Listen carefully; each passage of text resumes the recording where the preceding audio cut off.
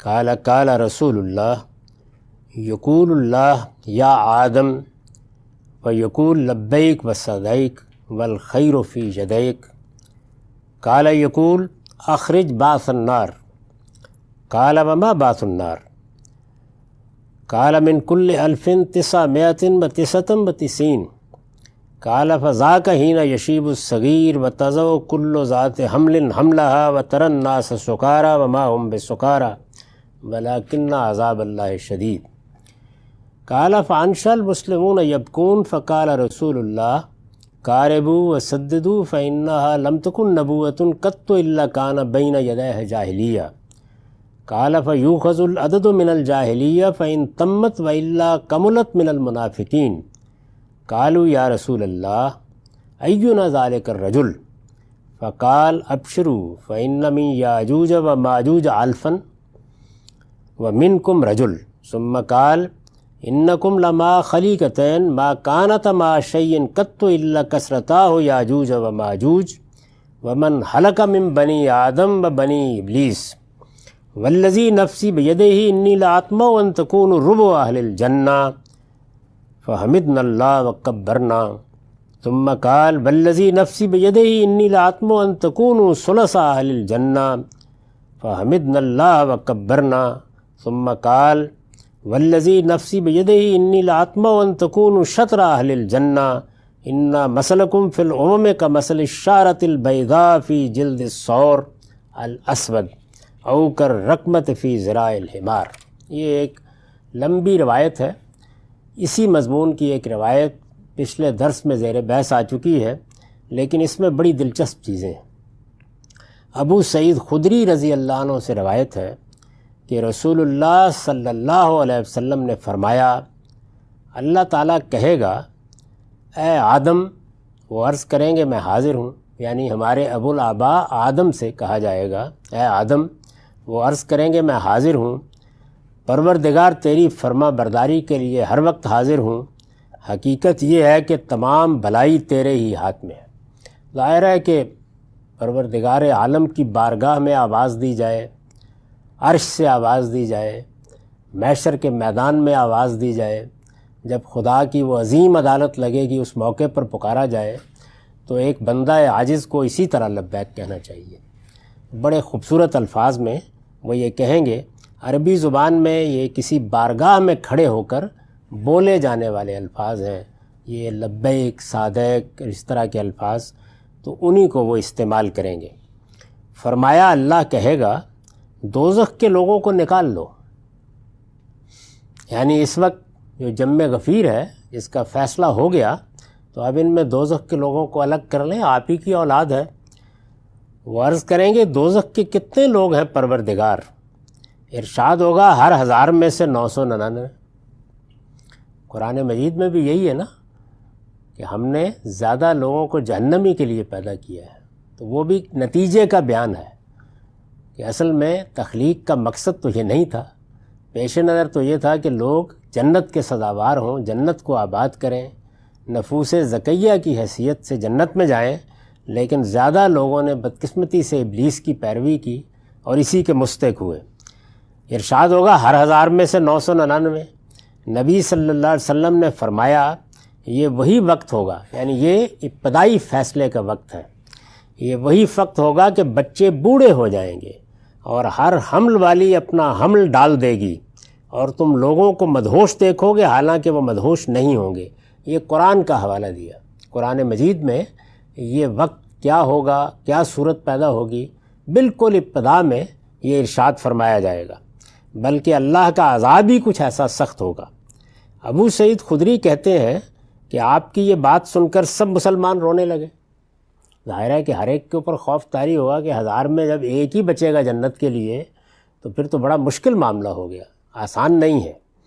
اس پر رسول اللہ صلی اللہ علیہ وسلم نے فرمایا میانہ روی اختیار کرو اور راہ راست پر رہو، یعنی یہ کوئی مشکل بازی نہیں ہے۔ اصل چیز یہ ہے کہ تم اس توازن کو قائم رکھتے ہو جس کا تقاضا اللہ تعالیٰ نے کیا ہے، تم سے کوئی ایکسٹریم تقاضے نہیں کیے گئے۔ اپنے اوپر نگاہ رکھو اور دیکھتے رہو کہ تم کیا کرتے ہو۔ قاربو و سددو، یہ الفاظ اور روایتوں میں بھی آئے ہیں اور ایک مذہبی آدمی کے رویے کی تصحیح کے لیے آتے ہیں، چونکہ یہ ہوتا ہے بعض اوقات کہ جس وقت آپ اللہ کی طرف متوجہ ہوتے ہیں تو دنیا کی طرف نگاہ نہیں پڑتی، اور دنیا کی طرف متوجہ ہوتے ہیں تو بارہا اللہ تعالیٰ کو بالکل ہی فراموش کر دیتے ہیں۔ ان کے درمیان میں ایک سدید سچی صراط مستقیم، اس پر رہنا چاہیے، اور وہ راہ کیا ہے؟ اللہ تطغوا فی المیزان، یعنی اللہ نے جو میزان ٹھہرا دی ہے عمل میں بھی علم میں بھی، اس پر قائم رہو۔ تو حضور نے فرمایا، تسلی دی کہ اس پر قائم رہو۔ یہ اس لیے ہوگا کہ ہر نبوت سے پہلے ایک جاہلیت کا زمانہ رہا ہے، یعنی اللہ تعالیٰ کے پیغمبر نے ان کو تسلی دی کہ اصل میں انسانوں کے ساتھ معاملہ یہ نہیں ہے کہ جیسے تمہیں ایک پیغمبر کا زمانہ میسر ہے، اللہ کا پیغمبر تمہارے درمیان موجود ہے، اللہ کے پیغمبر کو تم دیکھ رہے ہو اور تمہاری آنکھیں اس سے ٹھنڈی ہوتی ہیں، تمہارے لیے ایمان لانے، نعمتیں پانے، اللہ کے دین پر عمل کرنے کا ایک بہترین موقع میسر ہے، اس لیے تمہیں تعجب ہو رہا ہے کہ اتنے لوگ کیسے ہوں گے۔ یعنی یہاں پر تو اللہ نے ہمیں توفیق دی، تو فرمایا کہ اس لیے ہوگا کہ ہر نبوت سے پہلے ایک جاہلیت کا زمانہ رہا ہے، فرمایا سو یہ لوگ انہی میں سے لیے جائیں گے۔ یعنی وہ جاہلیت کا زمانہ ہے کہ جس میں انسان کے پاس وہ قندیل نہیں ہوتی جو پیغمبر آ کے ہاتھ میں پکڑا دیتے ہیں، اس میں بڑا اندیشہ ہوتا ہے اس کا کہ انسان اپنی فطرت کی روشنی کو نہ پہچان سکے، اور نتیجے کے طور پر ایسی چیزیں اختیار کر لے کہ جو اللہ تعالیٰ کے ہاں اس کو جنت سے دور لے جانے والی ہوں۔ سو یہ لوگ انہی میں سے لیے جائیں گے۔ پھر اگر گنتی پوری ہو گئی تو ٹھیک، یعنی اللہ تعالیٰ نے جو اپنی جہنم بنا رکھی ہوئی ہے وہ بہرحال بھرے گی تو صحیح، تو وہ گنتی پوری ہو گئی تو ٹھیک، ورنہ منافقین سے پوری کی جائے گی۔ یعنی ادھر بھی ایک قوم پوری کی پوری موجود ہے، خود تمہارے اندر بھی وہ لوگ موجود ہیں کہ جنہوں نے اگرچہ بظاہر ایمان قبول کیا ہے لیکن باطن میں اللہ کے دشمن ہیں، اللہ کے رسولوں کے دشمن ہیں۔ لوگوں نے عرض کیا یا رسول اللہ وہ ایک شخص کون ہوگا جو 1000 میں سے بچا رہے گا؟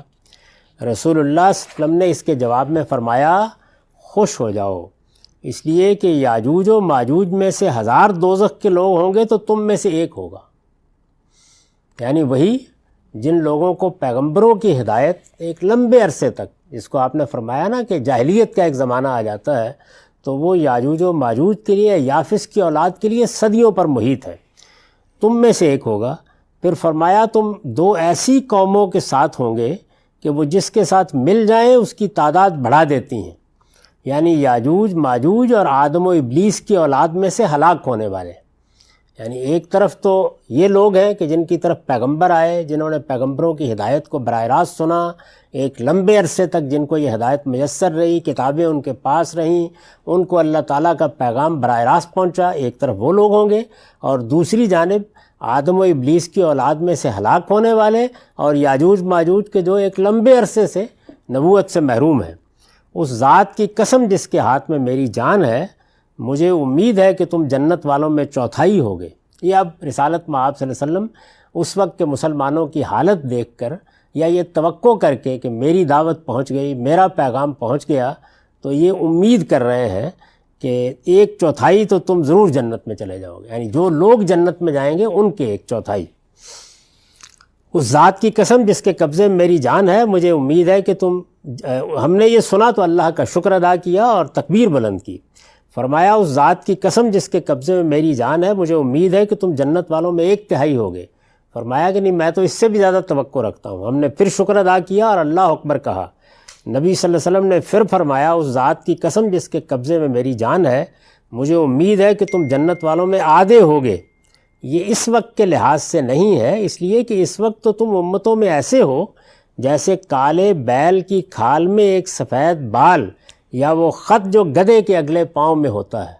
یعنی اس وقت تو ایک قلیل تعداد ہے، چند 100 ہیں، یہ اس زمانے کی باتیں ہیں، لیکن میرے دین کو فروغ حاصل ہوگا، لوگ اس کو مانیں گے، اور پھر کروڑوں کی تعداد میں نسلاً بعد نسلاً آئیں گے، تو یہ نسبت قائم ہو جائے گی۔ اس میں بہت سے سوالات ہیں، یہ روایت بہت سے سوالات پیدا کرتی ہے جن کی وضاحت کی ضرورت ہے، وہ ہم انشاءاللہ اگلی نشست میں کریں گے۔ وآخر دعوانا الحمدللہ رب العالمین۔ اس سے پچھلی نشست میں ہم نے ایک طویل حدیث پڑھی تھی، یہ مسلم کی روایت ہے۔ اس میں رسول اللہ صلی اللہ علیہ وسلم نے یہ بیان فرمایا ہے کہ جنت کے لیے کون لوگ منتخب ہوں گے، دوزخ کے لیے کون لوگ منتخب ہوں گے، اس طرح کی بہت سی چیزیں روایتوں میں آتی ہیں اور مختلف پہلوؤں سے آتی ہیں۔ یہاں پر ایک بالکل ہی مختلف انداز ہے جس میں گویا خدا کا آخری پیغمبر اپنی مسرت اور خوشی کا اظہار کر رہا ہے کہ میری دعوت کے نتیجے میں جو لوگ مجھے مانیں گے ان کی ایک بڑی تعداد جنت کے لیے منتخب ہو جائے گی۔ اگر غور کر کے دیکھیں تو دین کی پوری دعوت پیش نظر ہو تو میری اور آپ کی آرزو کیا ہے؟ جنت کے لیے منتخب ہو جائے۔ تو جس پیغمبر کو دعوت کے لیے کھڑا کیا گیا، ظاہر ہے اس کی بھی سب سے بڑی آرزو یہی ہونی چاہیے کہ میری دعوت کامیاب ہو۔ قرآن مجید نے رسالت مآب صلی اللہ علیہ وسلم کی باطنی کیفیت کو بیان کیا نا کہ لعلک باخع نفسک الا یکونوا مؤمنین، آپ اپنی جان گھلا دیں گے کہ یہ لوگ ایمان کیوں نہیں لاتے۔ تو ایمان کی خواہش، ایمان کی طلب، میرے ماننے والے کثیر تعداد میں ہوں، جنت میں جائیں تو مجھے خوشخبری ملے، تو یہ کسی دعوت کی دنیوی کامیابی ہے۔ یعنی پیش نظر تو آخرتی کامیابی ہوتی ہے، ہر داعی کے پیش نظر وہی ہونی چاہیے، پیغمبروں کے ہاں بدرجہ اتم وہی پیش نظر ہوتی ہے، لیکن بہرحال نصر من اللہ و فتح قریب واخری تحبونہا، یعنی انسان چاہتا تو ہے نا کہ دنیا کے اندر اس کی دعوت کو، اس کے پیغام کو فروغ ہو۔ تو یہ پہلو ہے جو یہاں زیر بحث ہے۔ اس میں کچھ چیزیں ہیں کہ جن کی وضاحت کی ضرورت تھی، وہ آپ دیکھ لیجئے۔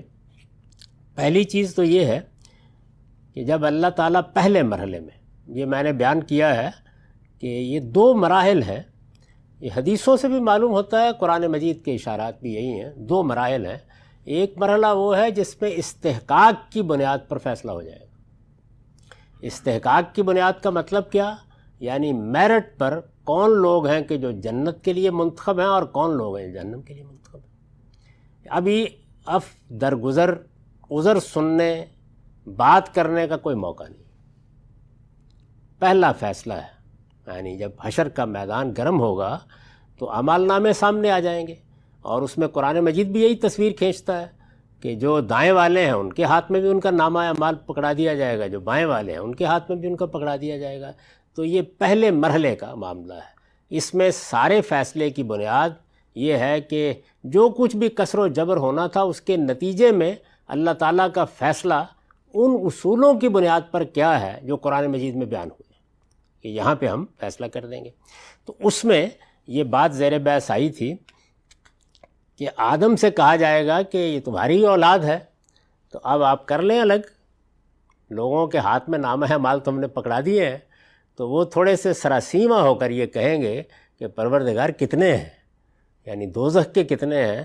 تو وہاں یہ کہا تھا کہ ہر 1000 میں سے 999 دوزخ کے لیے منتخب ہوئے، یعنی پہلا جو معاملہ ہے وہ یہی ہے، ایسا ہی ہوگا۔ اتنی بڑی تعداد ہے کہ جس نے حق کو قبول نہیں کیا، حق کے سچے طالب نہیں بنے، اس کے تقاضے پورے نہیں کیے، یا اگر مانا ہے تو اپنی خواہشات کے اسیر ہو کر مانا ہے، تو پہلا فیصلہ تو یہی ہونا چاہیے، وہ سامنے آ جائے گا اس موقع کے اوپر۔ تو اس کے اوپر میں نے لکھا ہے کہ یہ اسی طرح کا اسلوب ہے جس طرح ہم کہتے ہیں کہ فلاں معاملے میں 1/1000 لوگ بھی صحیح رویہ اختیار کرنے کے لیے آمادہ نہیں ہوئے، یعنی گویا اس موقع کے اوپر جو نتیجہ ہے اس کو سامنے رکھ کر یہ انداز اختیار کیا جاتا ہے۔ قرآن کی سورہ اعراف میں بھی تنبیہ اور تہدید کے ایک موقع پر فرمایا ہے وَلَقَدْ ذَرَأْنَا لِجَهَنَّمَ كَثِيرًا مِنَ الْجِنِّ وَالْإِنسِ، جنوں اور انسانوں میں سے بہتوں کو ہم نے جہنمی کے لیے پیدا کیا ہے۔ مدعا یہ ہے کہ جنت کے لیے بہت کم لوگ منتخب ہو سکیں گے، زیادہ تعداد انہی لوگوں کی ہوگی جو حساب کے بعد پہلے مرحلے میں دوزخی کے مستحق قرار پائیں گے۔ یعنی پہلی جو تقسیم ہے یا پہلا فیصلہ ہے اس میں زیادہ تعداد، بہت بڑی تعداد، یعنی 1/1000 کی نسبت گویا کہہ لیجئے، یہ اہل دوزخ ہی کے معاملے میں ہوگی۔ اس کے بعد ایک دوسرا پہلو یہ تھا کہ رسول اللہ صلی اللہ علیہ وسلم نے فرمایا، یعنی مسلمان ظاہر ہے کہ یہ دیکھ کر رونے لگے، تو رسول اللہ صلی اللہ علیہ وسلم نے کچھ نصیحت فرمائی اور یہ کہا کہ میانہ روی اختیار کرو، راہ راست پر رہو، اور پھر وجہ بتائی کہ کیوں اتنی بڑی تعداد ہوگی۔ تو آپ نے فرمایا کہ اصل میں ہر زمانے میں پیغمبر تو موجود نہیں رہتے، فطرت کے زمانے آ جاتے ہیں، جاہلیت کے زمانے آ جاتے ہیں، تو لوگوں کو براہ راست تنبیہ نہیں ہوتی۔ ہم اپنی آنکھوں سے یہی دیکھتے ہیں کہ جن جگہوں تک پیغمبروں کی براہ راست دعوت نہیں پہنچی، وہاں لوگ جو ماں باپ نے بتا دیا اس کے اوپر عمل پیرا رہتے ہیں۔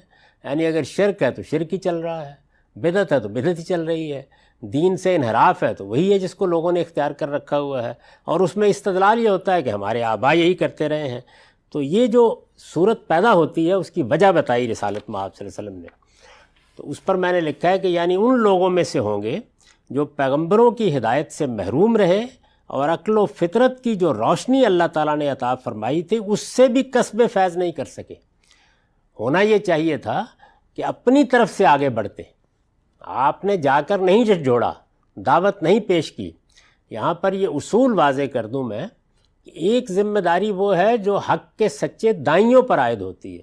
ہم ہمیشہ اس پہ توجہ دلاتے ہیں کہ اللہ کے پیغمبر آتے ہیں تو جو ان کا دائرہ متعین کیا جاتا ہے وہ اس میں گویا ایک ایک شخص تک بات پہنچاتے ہیں۔ ہمارے لیے بھی یہی ذمہ داری ہے۔ بنی اسماعیل کو اگر یہ ذمہ داری دی گئی ہے کہ وہ قیامت تک اللہ کا پیغام پہنچائیں تو ہمیں اسی پر غور کرنا ہے کہ ہم نے وہ پہنچایا یا نہیں، لیکن اس کو ذرا تھوڑی دیر کے لیے الگ رکھ دیں۔ تو انسان کو جو اللہ تعالیٰ نے شعور دیا ہے، کیا وہ یہ تقاضا نہیں کرتا کہ وہ حق کو تلاش کرے؟ نہیں پہنچی نا، تو تلاش کرنے کا داعیہ تو پیدا ہونا چاہیے۔ اس کی بہت سی تفصیلات ہیں۔ یعنی اگر فرض کر لیجئے کہ ایک آدمی نے کوئی پیغمبروں کا ذکر بھی نہیں سنا، جو کچھ اس کی فطرت کے اندر روشنی ہے اسی پر کھڑا ہے، تو فطرت کی روشنی اجمالی ہے، وہ اپنے وجود ہی سے عقلی طور پر تقاضا کرتی ہے کہ انسان اس کی تفصیل جاننے کی کوشش کرے۔ تو کیا اس نے کوشش کی؟ اب یہ اس آدمی کی طرف سے دیکھیے۔ دوسری چیز کیا؟ دوسرے یہ کہ پیغمبروں کی روشنی پہنچ گئی، ہدایت پہنچ گئی، ایک کی پہنچ گئی، دو کی پہنچ گئی۔ میں مثال دے دیتا ہوں۔ یہود کو یہ معلوم ہو گیا یا نصارہ کو معلوم ہو گیا کہ اللہ پیغمبر بھیجتا ہے۔ اب پیغمبر بھیجتا ہے کے بعد یا تو پیغمبر بتا دے کہ اب کوئی نہیں آئے گا، ورنہ تو ہر آنے والے پیغمبر کی آواز تقاضا کرتی ہے کہ سنی جائے، لازمی نتیجہ ہے نا اس کا۔ تو کیا یہ عمل کیا گیا؟ تو یہ چیز اللہ کے ہاں مواخذے کا باعث بنے گی۔ ایک مواخذہ ادھر سے ہے، ایک ادھر سے آپ سے ایک طرز عمل کا تقاضا کیا گیا ہے، یہ اس کو میں نے بیان کیا ہے۔ یعنی ان لوگوں میں سے ہوں گے جو پیغمبروں کی ہدایت سے محروم رہے اور عقل و فطرت کی جو روشنی اللہ تعالیٰ نے عطا فرمائی تھی اس سے بھی کسب فیض نہیں کر سکے، چنانچہ خواہشوں میں کی اسیری میں زندگی بسر کر کے دنیا سے رخصت ہو گئے۔ تو یہ فرمایا کہ ایک بڑی تعداد ان لوگوں کی ہوگی جو جہنم کے لیے الگ ہو جائیں گے پہلے مرحلے میں۔ یہ ذہن میں رکھیے، پہلا مرحلہ، دوسرے مرحلے کی تفصیلات الگ ہیں۔ تو حدیث میں یہ کہا گیا تھا کہ گنتی پوری ہو گئی تو ٹھیک، گنتی پوری ہو گئی مطلب یہ ہے کہ جتنے لوگ میں بیان کر رہا ہوں اگر وہ انہی میں سے پورے ہو گئے تو ہو گئے، ورنہ منافقین بہت بھرے پڑے۔ یعنی ادھر وہ لوگ کہ جو جاہلیت میں رہے، زمانہ فطرت میں رہے، پیغمبروں کی دعوت نہیں پہنچی، ان پر جو تقاضا پیدا ہوتا تھا حق کو تلاش کرنے کا وہ پورا نہیں کیا، وہ تو آ ہی جائیں گے۔ ادھر یہ ہے کہ جن کے ساتھ یہ سب کچھ ہو گیا، مدینے میں موجود ہیں، میں مثال دے رہا ہوں، خدا کا پیغمبر درمیان میں ہے لیکن منافق ہیں، تو یہ بھی بہت ہے، بھرے پڑے ہیں، تو ان سے باقی پورا کر لیا جائے گا۔ یعنی ان لوگوں سے پوری ہو جائے گی جو پیغمبروں کی طرف سے اتمام حجت کے بعد بظاہر ایمان لے آئے لیکن حقیقت میں خدا اور اس کے رسولوں کی ہدایت کو قبول کرنے کے لیے تیار نہیں ہوئے۔ لفظ منافقین قرآن میں اسی طرح کے لوگوں کے لیے استعمال ہوا ہے۔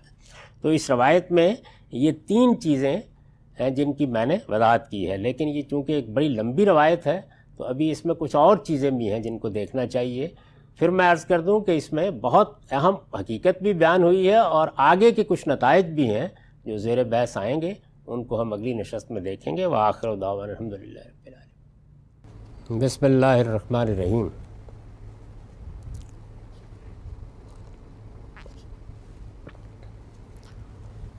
یہ یاد ہوگا کہ ایک بڑی تفصیلی روایت مغفرت کے بارے میں، آخرت میں کیا نتیجہ نکلنے والا ہے اس کے بارے میں ہم نے پڑھی۔ اس کے بعض پہلو تھے جس کی میں نے وضاحت کی، ابھی چند چیزیں باقی ہیں۔ اس میں ایک اہم چیز یاجوج ماجوج کا ذکر ہے۔ اور یہ بات بھی روایت میں بیان ہوئی ہے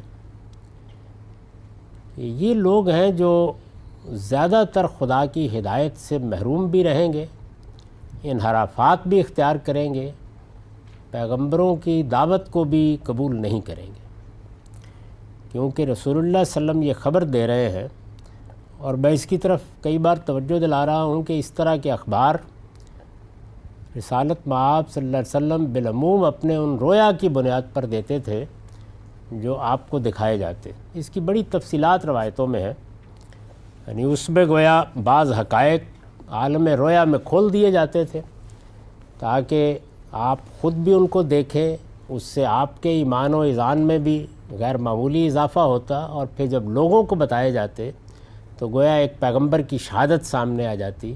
انسان کا یہ معاملہ ہے کہ وہ جس چیز پر ایمان رکھتا ہے اب وہ چیز سامنے کی تو ہے نہیں، یعنی یوں نہیں ہے کہ اس دنیا سے متعلق یہ اطلاع دے دی گئی ہے کہ اس دنیا میں جس میں ہم رہ رہے ہیں یہ زمین کا ٹکڑا یا یہ زمین کا سیارہ یہ کس کے گرد گھوم رہا ہے اور موسم کیسے پیدا ہو رہے ہیں۔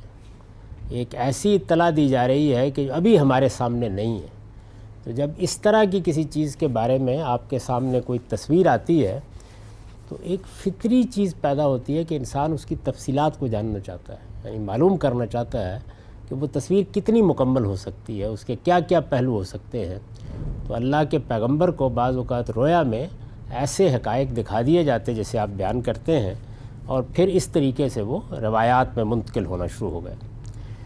تو حضور نے یہ فرمایا اس میں، اگر آپ کی طرف اس کی نسبت صحیح ہے، کہ یاجوج ماجوج میں سے بہت بڑی تعداد ہوگی، یعنی گویا ایک تمثیل کے انداز میں یہ کہا کہ یوں سمجھو کہ ایک اگر تم میں سے ہوگا تو 1000 اس میں سے ہوں گے، یعنی وہ لوگ کہ جو کامیاب نہیں ہو سکیں گے، محض استحقاق کی بنیاد پر منتخب نہیں ہو سکیں گے۔ تو اس میں ظاہر ہے کہ یہ سوال پیدا ہوتا ہے کہ ان کی نوعیت کیا ہے۔ تو اس پر میں نے لکھا ہے کہ یہ دونوں یعنی یاجوج ماجوج یہ دونوں نوح علیہ السلام کے بیٹے یافس کی اولاد میں سے ہیں۔ ہمارے پاس جو اس وقت قدیم تاریخ سے متعلق ماخذ ہیں ان میں خود بائبل بہت بڑا ماخذ ہے، قدیم مورخین کے بیانات ہیں، انسانوں کی اجتماعی روایات ہیں۔ اب آ کے نئی دنیا پیدا ہو رہی ہے، اس میں آثار کی تحقیق، ڈی این اے اور فلاں یہ نئی چیزیں کچھ نئے پہلو پیدا کر رہی ہیں، لیکن جتنی معلومات بھی ہمارے پاس ابھی تک تاریخی روایات سے ہیں ان میں سے کوئی بنیادی چیز چیلنج نہیں ہوئی، یعنی ابھی کوئی تبدیلی نہیں آئی، جب آئے گی تو دیکھا جائے گا۔ تو اس وقت جو کچھ ہم بیان کر رہے ہیں وہ اصل میں موجود تاریخ کی بنیاد پر ہے، یعنی جو تاریخ اس وقت تک ہمارے پاس ہے۔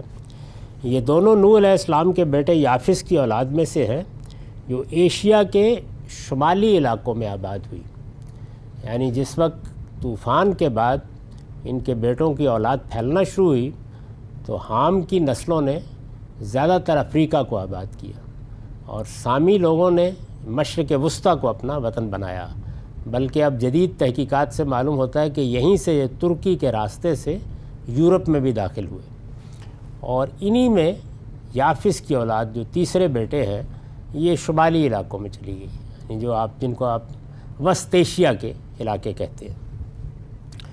پھر انہی کے بعض قبائل یورپ پہنچے، وہاں سے ہجرتیں کر کے مختلف وقتوں میں یہ لوگ وہاں جاتے رہے، یعنی کچھ ہجرتیں افریقہ سے ہوئیں، کچھ نیچے سے سامی قوموں کی ہوئیں، اور زیادہ تر یافس کی اولاد وہ یورپ میں آباد ہونا شروع ہوئی، اور اس کے بعد چند صدی پہلے امریکہ اور آسٹریلیا کو آباد کیا، یعنی یہ تو ابھی حال کی بات ہے، ہم اس سے واقف ہیں۔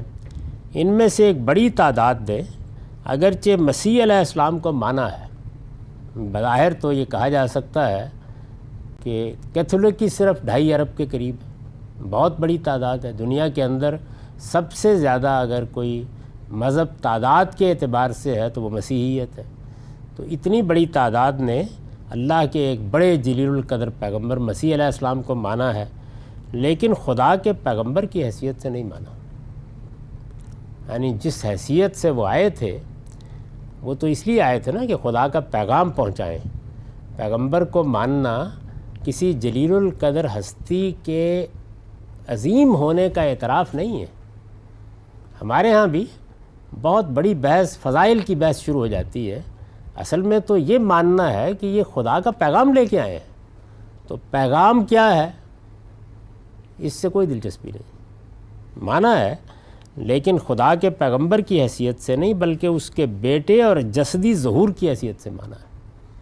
یعنی یوں مانا کہ اصل میں جو فلسفے کی ٹریڈیشن چلی آ رہی تھی کہ یہ عالم، یہ مادی عالم، یہ کچھ بھی نہیں ہے، یہ تو اصل میں حقیقت مطلقہ کے عکوس و ظلال ہے، تو وہی چیز مسیحی علم کلام میں جا کر اس پورے عالم کے بجائے سیدنا مسیح کی شخصیت میں مرتکز ہو گئی کہ ذات خداوندی کا جسدی ظہور، یعنی وہ کوئی جسم نہیں رکھتی ذات، لیکن جب اس نے جسم قبول کرنا چاہا تو کیا ہوا؟ مسیح جسدی ظہور کی حیثیت سے مانا ہے۔ باقی زیادہ تر توہمات کے پیرو رہے ہیں۔ دور حاضر میں بھی ان کی ایک بڑی تعداد اب الحاد کی علمبردار بن کر کھڑی ہو رہی ہے، یعنی علمی الحاد کا ماخذ بھی دور حاضر میں اگر آپ دیکھیں تو زیادہ تر یاجوج ماجوج ہیں۔ قرآن اور بائبل دونوں سے معلوم ہوتا ہے کہ یہ انہی کا خروج ہے جس کے بعد قیامت برپا ہو جائے گی۔ تو یہ ایک واقعی حقیقت ہے جس کو آج ہم دیکھ سکتے ہیں، اور اس کا ماضی اور حال ہمارے علم میں ہے۔ تو رسول اللہ صلی اللہ علیہ وسلم نے یہ خبر دی کہ زیادہ تعداد ان میں سے ان لوگوں کی ہوگی جو نہیں منتخب ہو سکیں گے بربنائے استحقاق۔ یہاں زیر بحث یہ ہے، یعنی جس وقت اللہ تعالیٰ کی عدالت لگے گی تو یہ معلوم ہوتا ہے روایتوں سے بھی اور قرآن مجید کے اشارات سے بھی کہ پہلے مرحلے میں فیصلے کی بنیاد استحقاق بن جائے گا۔ اللہ کی رحمت کیا فیصلہ کرتی ہے؟ سب کو معاف کر دیتی ہے، کس کس کو معاف کرتی ہے، کس کے بارے میں کیا فیصلہ صادر ہوتا ہے، آخری حتمی حکم کیا ہے، وہ بات کا مسئلہ ہے۔ پہلے تو استحقاق کی بنیاد پر تقسیم ہو جائے گی کہ کون کس طرف کھڑا ہے، تو یہ اس وقت کا بیان ہے کہ اس وقت تو ان کی بہت بڑی تعداد ہوگی ان لوگوں میں جو جہنم کے لیے سامنے آ جائیں گے۔ اب ظاہر ہے کہ اس کے بعد نتیجہ کیا نکلتا ہے؟ نتیجہ یہ نکلتا ہے کہ دنیا میں بھی اگر آپ دیکھیں تو زیادہ تعداد انہی کی ہوگی، اس وقت بھی صورتحال یہی ہے۔ تو رسالت مآب صلی اللہ علیہ وسلم نے یہ فرمایا کہ یہاں پر بھی اور وہاں پر بھی ان کا نسبت تناسب یہی رہے گا۔ تو میں نے اس پر لکھا ہے مطلب یہ ہے کہ ان دونوں کی تعداد ہمیشہ زیادہ رہے گی، تاہم جب تک دنیا قائم ہے تمہیں انہی کے ساتھ رہنا ہے، اور انہی کے ساتھ رہتے ہوئے اور ان کے تمام انحرافات کے باوجود اپنے آپ کو خدا کی ہدایت پر قائم رکھنے کی جدوجہد کرنی ہے۔ اس روایت میں جو کہا گیا وہ یہ ہے کہ اللہ ان کو مٹا نہیں دے گا یا اپنی نافرمانی کی سزا دے کے ختم نہیں کر دے گا، اب قیامت تک ان کے ساتھ رہنا ہے۔ تم کو ساتھ رہنا ہے تو ظاہر ہے کہ ساتھ رہنے کا مطلب یہ ہے کہ جو خوبیاں ہوں گی وہ تو ہوں گی، لیکن انحرافات ہوں گے، ان کے الحاد کے مبلغ بھی بن جائیں گے، اور اس سے پہلے پوری دنیا کے اندر مسیح کی الوہیت کے علمبردار بن کے کھڑے رہے ہیں اور صدیوں سے کھڑے ہیں اور ایک عظیم سلطنت کے تحت کھڑے رہے ہیں۔ تو تمہیں ان کے ساتھ زندگی بسر کرنی ہے، کہیں بھاگ نہیں جانا، ان کے ساتھ ہی رہنا ہے۔ خدا کا امتحان یہی ہے۔ تو اس کے مقابل میں تمہاری تعداد کم ہوگی یہاں پر بھی اور وہاں پر بھی، یعنی ان لوگوں کے مقابلے میں جو دوسری امتوں میں سے جنت کے لیے منتخب کیے جائیں گے، اگر پیچھے بھی مڑ کے دیکھو گے تو وہاں پر بھی تمہارا نسبت تناسب یہی ہوگا۔ یہ غالباً اس لیے ہوگا کہ رسول اللہ صلی اللہ علیہ وسلم کے بعد دنیا کی آبادی تیزی کے ساتھ بڑھی اور دیکھتے دیکھتے اربوں تک پہنچ گئی ہے، یعنی آبادی کی نسبت بھی ایسے ہی ہے۔